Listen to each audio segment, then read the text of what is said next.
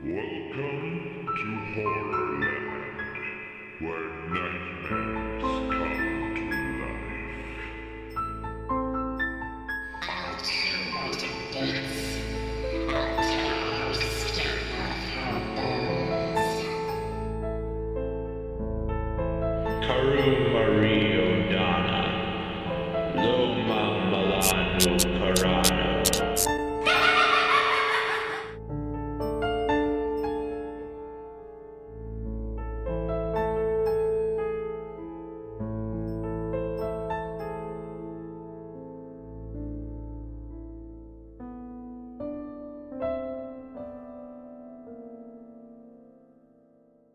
What's up, you guys, and welcome back to another episode of Shiver Shelf, which has been going in a row for quite a long time. I need to fix that at some point. And today we'll be looking at the 10th installment in Goosebumps, The Ghost Next Door. I wonder how old this ghost is. I hope they aren't over 21, because they might have a party with booze in it.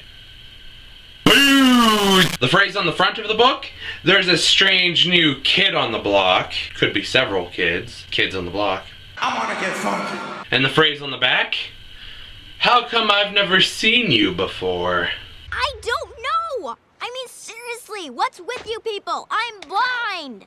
Now, what's this story about? Hannah's neighborhood has just gotten a little weird ever since that new boy moved in next door. But when did he move in? Wasn't the house empty when Hannah went to sleep the night before? Why does it still look so deserted? She's not getting any answers from her new neighbor. He just keeps disappearing in the oddest ways. And he's so pale.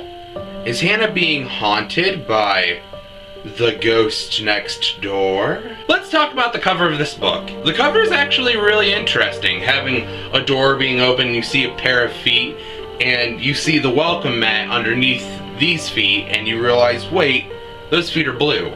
And I can see through them. What is going on in this circumstance? And it's kind of an okay cover. I mean, I'm not gonna say it's the best, but it's enough to catch your interest. And now, for the story. The story is decent, to be honest. I mean, by far not one of the worst stories, but it really doesn't do anything special. But you know what? Let's start with chapter 1. Oh my god. This chapter... Okay, let me tell you right now. The minute you pick up this book, immediately you probably know what the twist is gonna be. But I'm gonna go ahead and spare you from me spoiling this twist for you. But chapter 1, you can immediately tell, oh, I know what's gonna happen. But now let's talk about the main character, Hannah. Hannah is actually quite likable. I mean, like, you can really relate to her. She's just an average person that's just spending the summer with her family. And true, in my personal opinion, I don't think the story focuses all that much on Hannah, but still you get a likableness off of her. And that's actually something I kind of weirdly like about this story, that it doesn't focus on Hannah, it focuses on Danny, her new neighbor. Or could it be that he's a ghost? Woo! Because of course the whole time Hannah is just suspicious that Danny is a ghost, so she goes around and kind of spies on him, which in normal circumstances would be kind of creepy, but right here it's kind of like, it's justified because we aren't getting a whole lot of evidence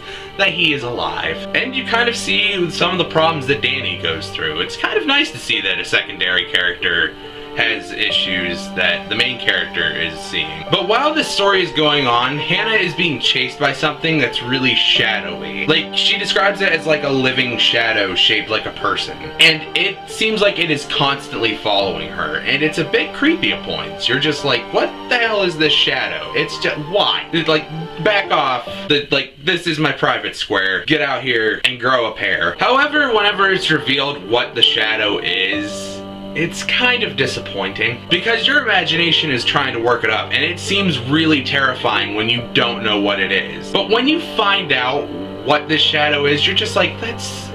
Stein, that was just... why? I mean, we had a good thing going and then you ruined it. You're a good man, but you ruined it. And another thing in the story is that one time Hannah goes and spies on Danny at night.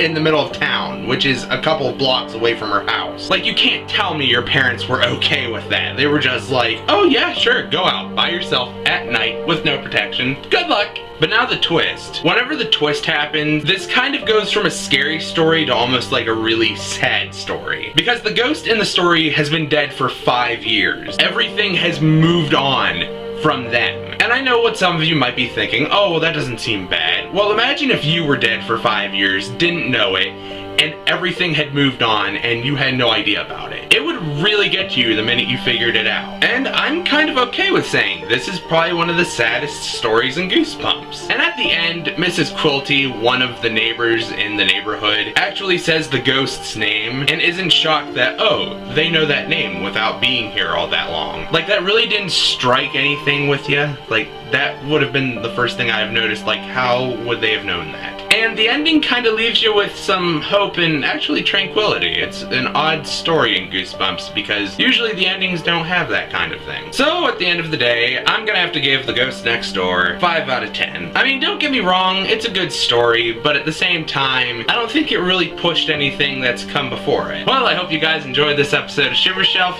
and I will see you next time. Bye! Wait, why is everything going great? Oh my god, please somebody call for help! Oh.